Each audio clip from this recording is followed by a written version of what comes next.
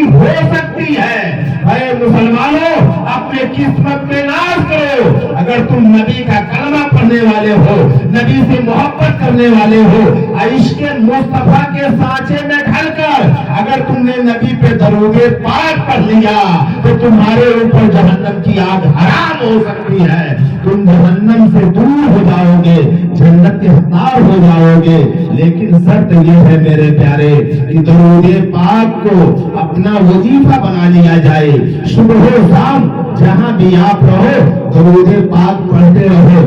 آج کل تو جب سے یہ موبائل کا دور چلا ہے میرے پیارے، مجھے نہیں لگتا کہ جتنے لوگ بھی موبائل استعمال کرنے والے ہیں تو بستر پہ جانے کے بعد درود پاک پڑھتے رہے ہوں گے یا کوئی اور ذکر خیر کرتے ہوں گے۔ جب تک ان کی نیندیں نہیں لگتی ہیں وہ موبائل سے ہی کھیلتے رہتے ہیں۔ جب ان کی نیند لگنے کا ٹائم آتا ہے تو موبائل رکھتے ہیں اور لیٹ جاتے ہیں۔ لیکن میرے پیارے، میں ایک چیز اور آپ کو بتا دینا چاہتا ہوں کہ اگر آپ نے وضو کی، عشاء کی نماز پڑھی، نماز پڑھنے کے بعد آپ باوضو ہو کر بستر پہ گئے اور جانے کے بعد جب تک آپ کی آنکھ نہ لگے تب تک آپ رسول پاک پہ درود پاک پڑھتے رہے، اور اگر اسی رات میں آپ کا انتقال ہو گیا تو اے میرے پیارے، دنیا تو یہ دیکھے گی جیسے سب مرتے ہیں ویسے یہ بھی چلا گیا۔ لیکن اگر آپ نے لاسٹ وقت تک نبی پہ درود پڑھتے رہے اور اس رات میں اگر آپ کا انتقال ہو گیا تو اللہ کے کائنات کل قیامت کے دن آپ کو شہداء کی جماعت میں کھڑا فرمائے گا، آپ کو شہداء کی جماعت میں کھڑا کیا جائے گا۔ اے میری ملت کے نوجوانوں، اس لیے ہر رات کو اپنی زندگی کا آخری رات سمجھا جائے، یہ نہ سمجھا جائے کہ ہم کل رہیں گے۔ یہ رات جو ہے، اسی رات کو اپنی زندگی کا آخری رات سمجھو۔ اسی لیے تو علماء کرام بیان کرتے ہیں کہ جب آپ شام میں سونے جاؤ تو اپنے ماں باپ اگر زندہ ہیں تو ان سے اپنی غلطیوں کی معافی مانگ لیا کرو، اور اپنی غلطیوں پہ توبہ کر کے صدق دل سے اس کے بعد ذکر و اذکار کرتے ہوئے بستر پہ جاؤ، تاکہ اسی رات میں اگر موت ہو بھی جائے تو اپنی غلطیوں پہ آپ نے توبہ استغفار کر لیا ہے، تاکہ آپ کا ایمان صحیح و سلامت رہ جائے۔ میرے پیارے، تمہیں بتانا یہ چاہتا ہوں کہ میں نے کہا کہ دو چیز علماء کرام ہر کام کے لیے بتایا کرتے ہیں، اور سب سے اہم اور آسان چیز علماء کرام کہتے ہیں کہ جب کھانا کھاؤ اس سے پہلے بسم اللہ پڑھ لیا کرو، جب کسی نئے کام کی شروعات کرو تو بسم اللہ شریف پڑھ لیا کرو۔ یعنی جو جائز اور نیک کام ہے اس کے شروع میں بسم اللہ شریف پڑھ لیا کرو۔ بسم اللہ شریف کی برکت کیا ہے؟ کیوں یہ علماء کرام آپ سے بار بار کہتے ہیں پڑھ لیا جائے؟ اور آج تو معاملہ یہ ہے کہ ہر ایک انسان کو بسم اللہ شریف یاد ہے، لیکن اگر ایمانداری سے آپ پوچھ لیں، کھانا کھانے کے لیے ابھی لوگ بیٹھیں گے کہ کتنے لوگوں نے بسم اللہ پڑھا، تو کچھ لوگ یہ کہتے ہیں کہ 2 لقمہ کھانے کے بعد یاد آیا، کچھ لوگ کہتے ہیں آدھا کھانے کے بعد، اور کچھ لوگ کہتے ہیں کھانا پورا کھا لیا یاد نہیں آیا کہ ہم بسم اللہ شریف پڑھیں۔ تو پہلے تو ایک رواج بڑا اچھا تھا کہ کھانا لگانے کے بعد ایک آدمی کہتا تھا ارے بسم اللہ کیجئے، تو سب کو یاد آ جاتا تھا۔ اب تو کرسی میز کا زمانہ آ گیا، اب تو یہ بھی نہیں کہنا ہے، اب کھڑے کھڑے بیٹھ کے جیسے کھانا ہے کون کہتا ہے کہ بسم اللہ شریف پڑھنا ہے، بس جو جیسے پایا کھانا شروع کر دیا۔ میرے پیارے، بس گھبرا تو نہیں رہے آپ لوگ، 2-4-5 منٹ بس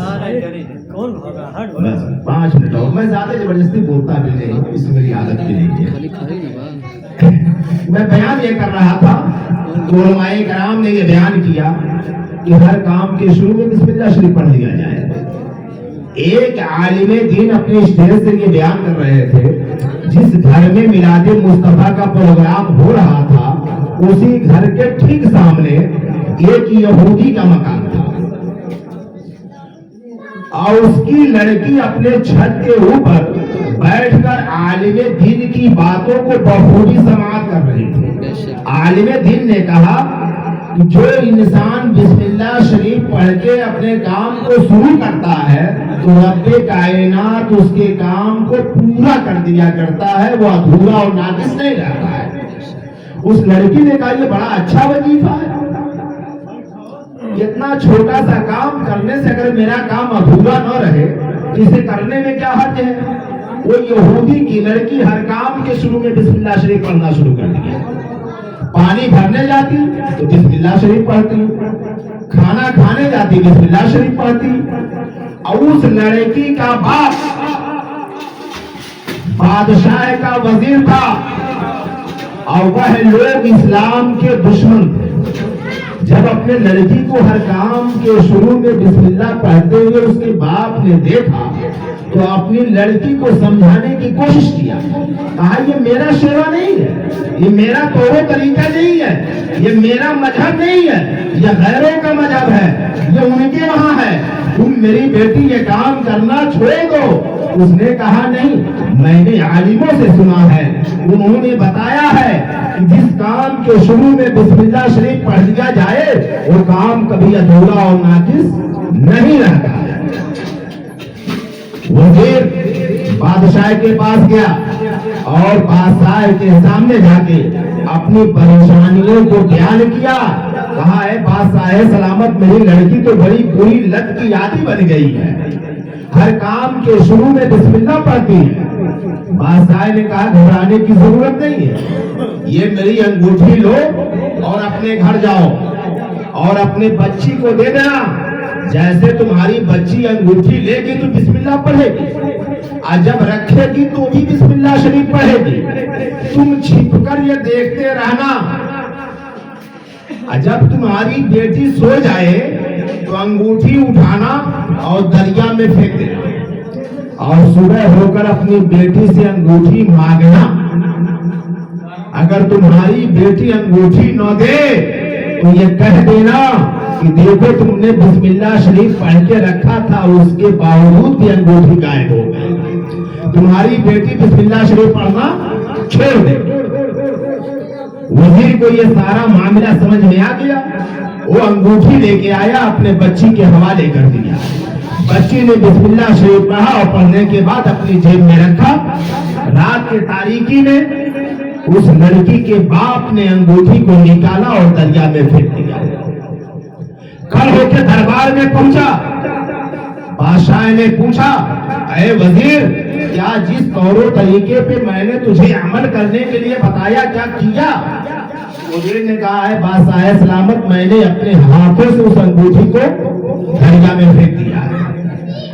یہ بادشاہ اور وزیر کے درمیان گفتگو ہو رہی تھی، اسی درمیان ایک ماہی گیر یعنی مچھلی مارنے والے نے اسی دریا میں جال ڈالی اور اس کے جال میں ایک بہت بڑی مچھلی پھنس گئی۔ ماہی گیروں نے سوچا اگر یہ مچھلی ہم بازار میں بیچیں گے تو اتنی قیمت نہیں ملے گی، اگر یہ بادشاہ کے پاس لے چل کر دے دیں تو بادشاہ مہنگا قیمت دے گا اور ہم زیادہ پیسہ بھی پائیں گے اور بادشاہ خوش بھی ہو جائے گا۔ ان ماہی گیروں نے وہ مچھلی لے کے بادشاہ کے پاس پہنچے، بادشاہ نے مچھلی خریدا اور اسی وزیر کے حوالے کر دیا، کہا اے وزیر یہ مچھلی اپنے گھر لے جاؤ اور اپنے بچی سے کہہ دینا یہ مچھلی عمدہ طریقہ سے بنائے، آج شام میں میری دعوت تمہارے گھر ہوگی اور میں خود ہی تمہاری بچی سے اپنی انگوٹھی مانگوں گا۔ اے میری ملت کے نوجوانوں کو مان جاؤ، ابھی حضرت بیان کر رہے تھے اگر ایمان پختہ ہے تو پوری دنیا کی طاقتیں مل کر آپ کا ایک بال باقا بھی نہیں کر سکتی ہے۔ اگر آپ یقیناً رسول پاک سے محبت کرنے والے ہو، دین مصطفیٰ پہ اپنی زندگی گزارنے والے ہو تو دنیا کی طاقتیں آپ کا کچھ بھی بگاڑ نہیں سکتی ہیں۔ گویا وہ وزیر مچھلی لیتا ہے، اپنے گھر جاتا ہے، اپنی بچی کو دیا، بچی نے چاقو لیا اور مچھلی کے اوپر چاقو سے وار کیا، یعنی مچھلی کے پیٹ پہ بسم اللہ شریف پڑھ کر چاک کیا۔ جیسے ہی پیٹ کو چاک کیا تو کیا دیکھ رہی ہے کہ وہی انگوٹھی جو شام کو میں اپنے جیب میں رکھی تھی وہی مچھلی کے پیٹ میں ہے۔ फौरन अंगूठी को धुला, जेब में रखा, मछली बना के तैयार कर दी। शाम को बादशाह वजीर के हमरा पहुंचा। पहुंचने के बाद दस्तरखान लगता है, बादशाह और वज़रा ने मिलकर खाना तनावुल किया। खाने के बाद पूरे महफिले आम की में वजीर से कहा अपनी बच्ची को बुलाओ। जब बादशाह के रूबरू बच्ची आई तो बादशाह ने कहा, ऐ बेटी, जो कल तेरे बाप ने मेरी शाही अंगूठी तुझको दिया था वो अंगूठी लाओ, इसलिए तो मेरी शाही अंगूठी है। मैंने तुझे तुम्हारे बाप को एक रात के लिए हिफाजत करने के लिए दिया था। बच्ची इतना सुनी, घर के अंदर वापस गई। वापस जाने के बाद फिर जेब में बिस्मिल्लाह शरीफ पढ़ के हाथ को डाला और अंगूठी को निकाला और लाके बादशाह के पास रख दिया।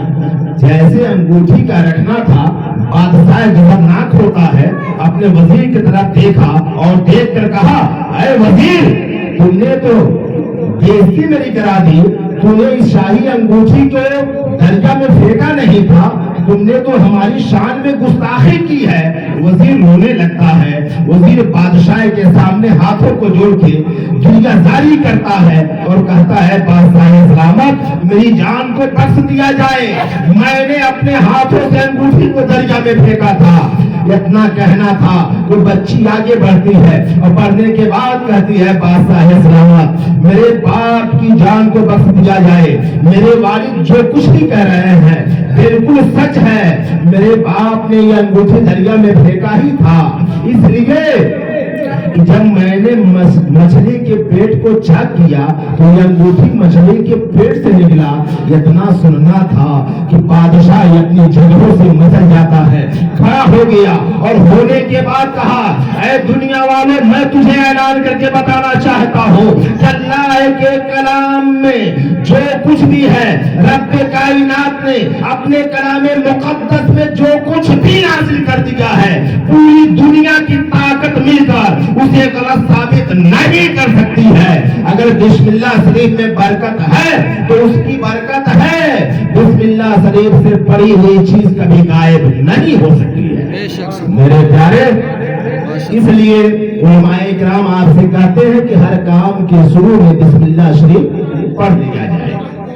बातें बड़ी लंबी है, की जाए तो पूरी रात होती रहेंगी और आप सुनते रहेंगे और पीछे सुनते जाएंगे और आगे भूलते जाएंगे, इसलिए कि बातें याद रहती भी नहीं है। एक कान से आदमी सुनता है और दूसरे कान से बड़ी आसानी से खत्म कर देता है।